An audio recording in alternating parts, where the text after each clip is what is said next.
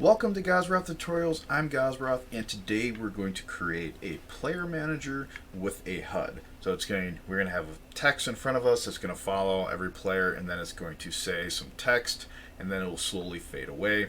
And we're going to set it up in a way that we can send anything to the player, and it will show up on the player's HUD. Let me go into build mode.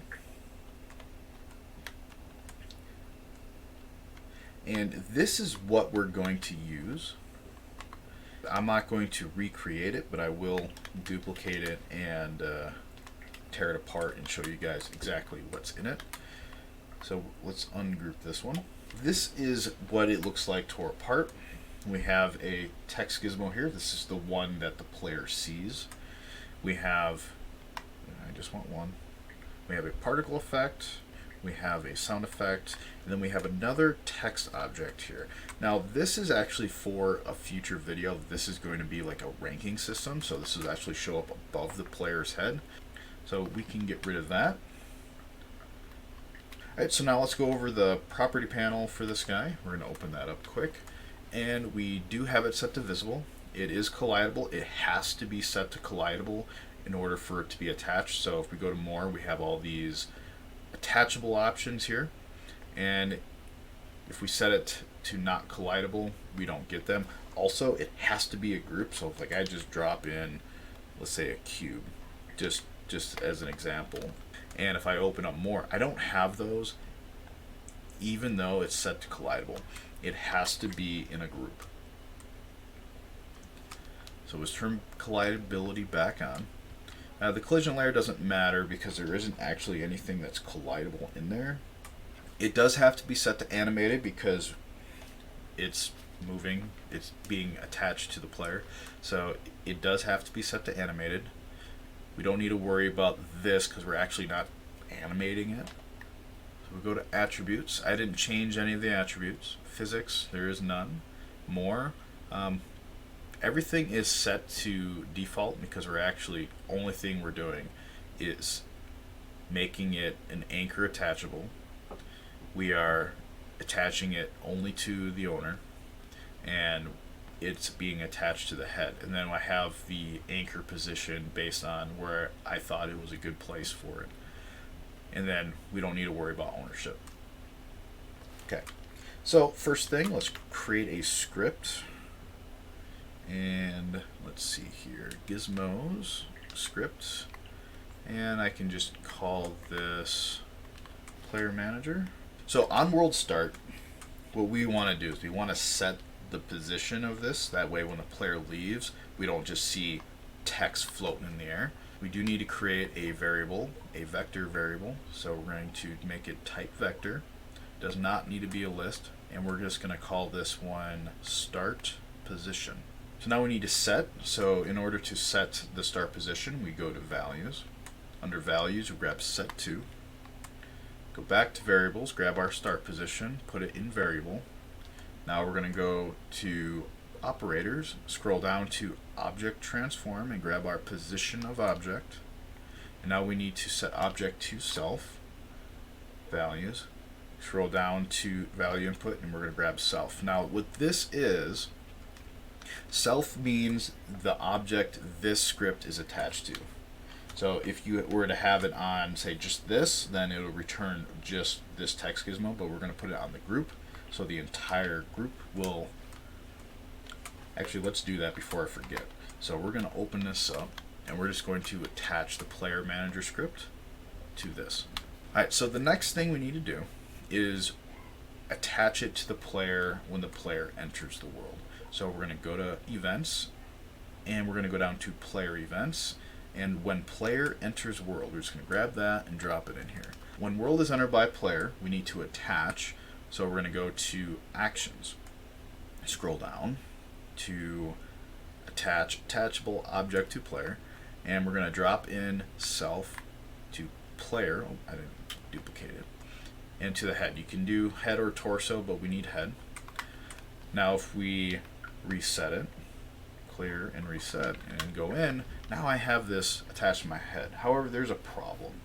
If I were to say have two of these, or another person were to enter, it could be an issue with this one would be attached to the other one. If you have two, both of them would be attached to me. So that is an issue right now. In order to fix this, we need to go based off of player index. So when world is entered by player, we're going to check to make sure the player index is what we want it to be. So we need to go to variables, create a new variable of type number, and we're just going to call this one player index. And then we're going to check to make sure the index of the player that's coming in matches this number. So when world is entered by player, we need an if. So go to events, scroll all the way up under control, grab an if. So if, and need an equal sign. So we're going to go to operator, scroll all the way up and grab an equal equal. So if index of player, so now we have to go down to player, so under operator still, go down to the player header, and we're going to get player index. So this will return a number of the player. So like think of when players enter the world, they get added to a list of players. And what we're getting is that index. So if index of player equals this variable, then we can attach to the player. So now this will only be attached to this player. If another player comes in, it's not going to return true and we don't have to worry about it. However, now we need to listen. So if outside scripts send an event to the player, we can listen for those. So we're going to events, we're going to scroll all the way down to the bottom. Under connections, we're going to listen to events. So after we attach, we're going to listen to events from the player. I know it says object, but you can drop the player in there and it works. So we're going to listen to events from players, and what this allows us to do, we're not actually going to leave this in the script, but I'm going to show you. We send event to object. So if I send my event to player, and if there is an event on this script with the same name, it will run that. And I can send this event to player from any script. The next thing I want to do is we have this text gizmo here. We want to do something with this text gizmo. So we need to create an object variable. Object. And this one will just be a HUD text. And I'm going to create a separate event for displaying text just because I want to be able to send text to the HUD from any script. So we're going to create a new one. So when event is received, under events, when event is received, we're just going to call this one display text on HUD. And we will require the text, so a string, and then this will be text. And we already created our object variable to hold our text, so what we need to do now is display it. So we're going to go to actions, and then we're going to scroll down to text, display text, and we will display the text that we're sending on our text gizmo, our HUD text. So now what I can do is I will send an event. So under events, we're going to scroll down to event action. We're going to send an event to object. We're going to change my event to display text on HUD. And we're going to send that to self. And the text that we're going to send, we need a string variable under values. Grab a string input. And we're just going to hand type this in here. It's going to be the thing that we saw in the beginning of the video. So now this should update our title text to display what we sent here. We need to set our HUD text object variable, so we're going to go in there and we're going to open that guy, we're going to grab that guy, and we're just going to drop them in. Now if I get out of the group, now let's reset it, go in, and bam. Welcome to the Player Manager tutorial part 1. Now, it's a little big. It's also kind of blah at the moment. It's really hard to see with the light background and the light text. So what I'm going to do is I'm going to create a style string. So we're going to create a new variable of type string. We're going to call this one style. Okay. And we're going to just put in a new font. And now, it's so much easier if I have my, oh, there it is. I got it back. Yay. All right. So now we need to display this style in our text. So we're going to create another string variable. And this one will just be called display text.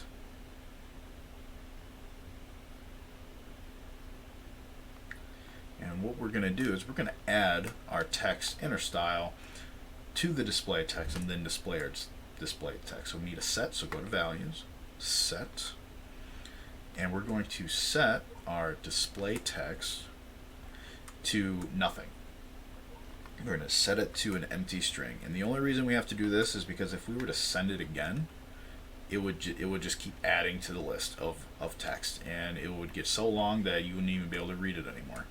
So set display text to nothing, and then we're going to set display text to our style plus, so we need a plus sign, so under operators, basic operations, plus, we're going to set display text to our style plus our text that we just sent, and then we will display text on HUD. Oh, I didn't duplicate it. There it is. Now when I clear it and reset and go in, bam, now we have a different font and it's so much easier to read. So now what we're going to do is we're going to take this text and we're going to slowly make it more and more transparent until you can't see it anymore. All right, so in order to fade out our text, we need to create a new event. So we're going to grab when event is received under events. We're going to change this one to fade out text. We do need the string that is to be faded out, so we're going to create a new parameter of type string, call it text. Oop. And we need a number variable to house our alpha. So I'm just going to call it alpha. So now we need to set our text with our alpha and then loop through that and slowly adjust our alpha over time. So when fade out is received with text, we need to display.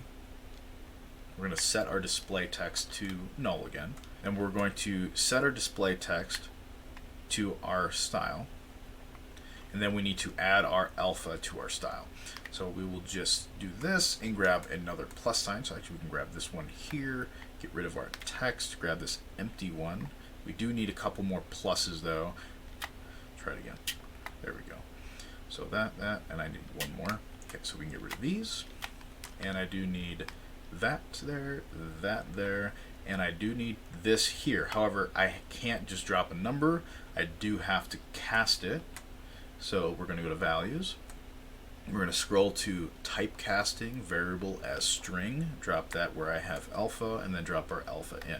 So now the system thinks this is a string variable. And we do need to add some formatting. So this one is just going to be a close bracket, so we can add that quick.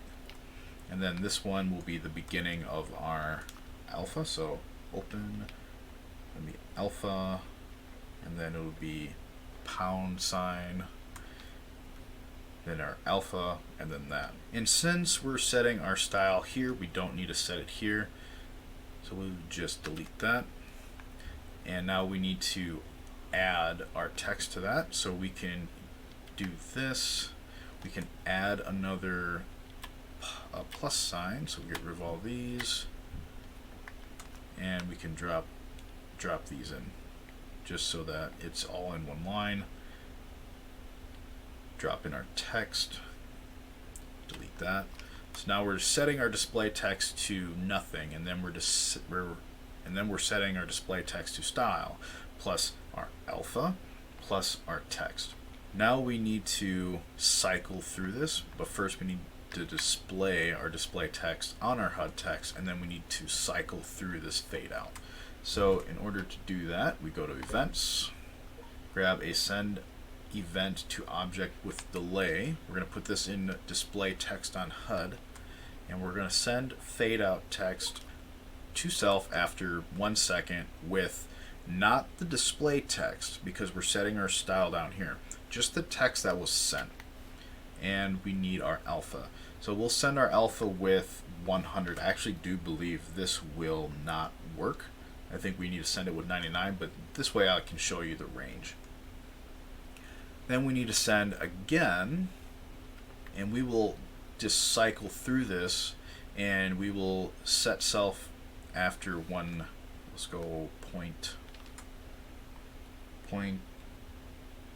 0.01 maybe, and we will set our alpha to alpha minus 1. So we need a operator, a minus sign, drop that in there. We'll just do alpha minus 1. And then this will continue to run every 0.01 seconds, and eventually it will get down to below the range. So let's clear this, reset it, just make sure everything looks good. I did forget equal sign in here, so it should be open bracket alpha equals pound sign alpha is string close bracket. Now when we go in, clear, reset, now you see that it did kind of give us the error for a quick second, and now you can kind of see it like just slowly fade away, and now we're getting below its thing, and I want to say it was what, 10. So now we need to send this with 99. We need to check. So if it's greater than a certain number, so we need an if. And so if alpha is greater than or equal to, alpha is greater than or equal to, let's try 10. And if that doesn't work, we'll just have to add it to 11. And we'll just drop this in here. And now once this gets below 10, it'll stop. Clear, reset. Now we have our text. It's slowly starting to fade away. It takes a little bit longer, so we might want to, like, instead of subtracting by 1, subtract by 2. And do we have the formatting error? Nope, it looks like it stopped at 10. Okay, good. So we're going to subtract by 2 just so that it's a little bit quicker. And then we will display our text. We need to like blank it out. So we will go to our else. So if it is less than 10, this will happen. We're going to display nothing on HUD text. Clear, reset, go in, and now it's starting to fade away. Slowly, slowly, slowly, slowly, and then bam, now it's gone. So that's how we get our fade out text to work. However, now in order to demonstrate sending event to player, what we're going to do is we're going to create a trigger here. So let's see here, grab a gizmo, trigger zone, and we're just going to place it in front of the player, maybe right here, just so that all I have to do is walk forward. And we'll grab another script. We're just going to, we'll just call it a script. It doesn't have to have anything spectacular. And then when trigger is entered by player, so under events, trigger is entered by player. What's going on here? Why can't I drop it in there? There it is. When trigger is entered by player, we will send an event. So under event actions, we'll send event to object. And that's going to be to the player. And we're going to send display text on HUD to the player, and then the text that we send will be a string input, and we're just going to call this trigger enter. So let's attach our script. What is it? It's just script. Okay. It's set to trigger on player, set enabled on. Okay, clear, reset. Wait for our, okay, and I'm going to enter. Now it says trigger enter, and it's starting to fade away. I spelled trigger wrong, but that's okay. So one thing I'm thinking might be an issue is if I go in right away, yeah, see, it's messing up. So in order to fix that, we do need to make some slight changes. We do need to set our display text to null, and we do need to set our display text to the text, but we don't need the style. But we do need to display with the style. So we're going to grab it and we're going to duplicate it here, delete it, and drop in our text. So our display text will be the text that it was when it was sent. Not the looping text, but whatever it is when we sent it the first time. Now, when we fade out with text, that text does not need to be there. So what we're going to do is we're going to get rid of that. We're going to get rid of that. We're going to scroll down, get rid of that.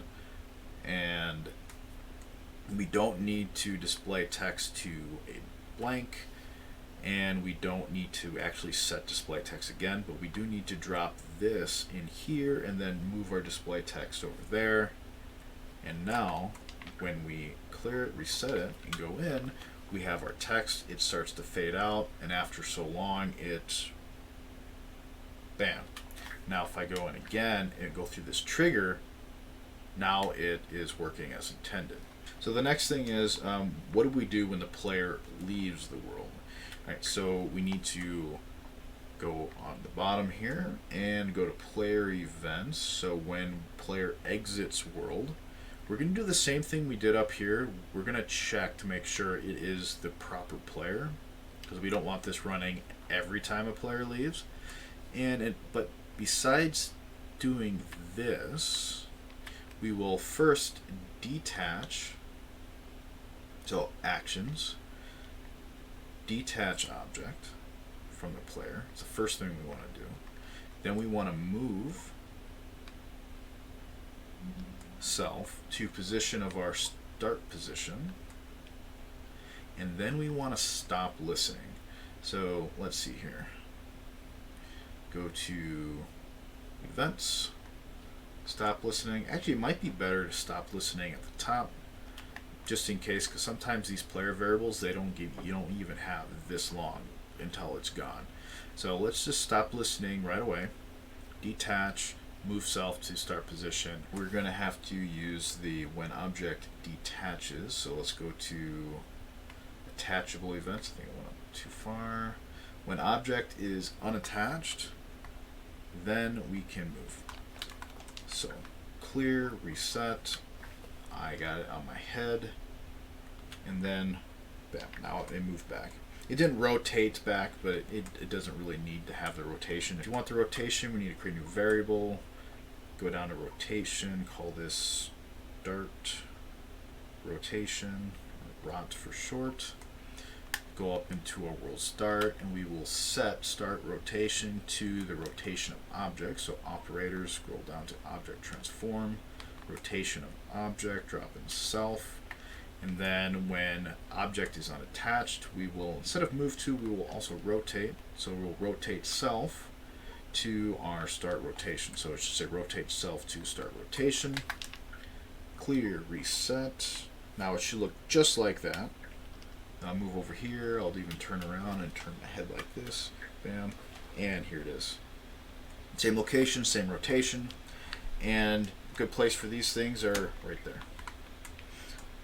So that way players in the real world, players in the world can't see the text once the player leaves. You just move it out of the world or out of the confines of your game area.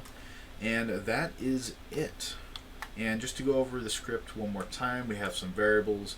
We have our starting rotation, a display text string, our style string, our HUD text object, player index number, start position vector. When world is started, we are setting start position to position of self, start rotation to rotation of self. When world is entered by player, we are checking to make sure the index of the player is equal to player index. We're then attaching self to the player's head. We're listening to events from that player, and then we're sending display text on HUD to self with our welcome text. When display text on HUD is received with text, we are setting display text to null, which actually we don't need to do because we're setting it right to text here. So we're setting display text to text. We're displaying our style plus our text on our HUD text. We're sending fade out text to self after 1 second with 99 because 100 gives us isn't proper formatting, so it doesn't actually do anything, and it gives us the brackets. And then when fade out text is received with alpha, if alpha is greater than or equal to 10, because if it's less than 10, it's the same way with being 100. We are then displaying our style plus alpha equals pound plus alpha as string plus close bracket plus our display text that we're setting here. And then we're sending fade out to self after 0.01 seconds with alpha -2. And that's just to speed it up. If it seems to be too slow, you can always adjust this to a higher number. But you're going to want it somewhat low so that it looks like a smooth transition, because if you set it and it's like, it'll look real blocky. 1 is perfect, but it just does take a long time. And then once our alpha is less than 10, we're going to display nothing on our HUD just to clear it out. And then when the world is exited by the player, if the player index equals the player index on here, we're going to stop listening to events, we're going to detach self, and then when object is unattached, we're going to move self to start position, rotate self to start position, or start rotation.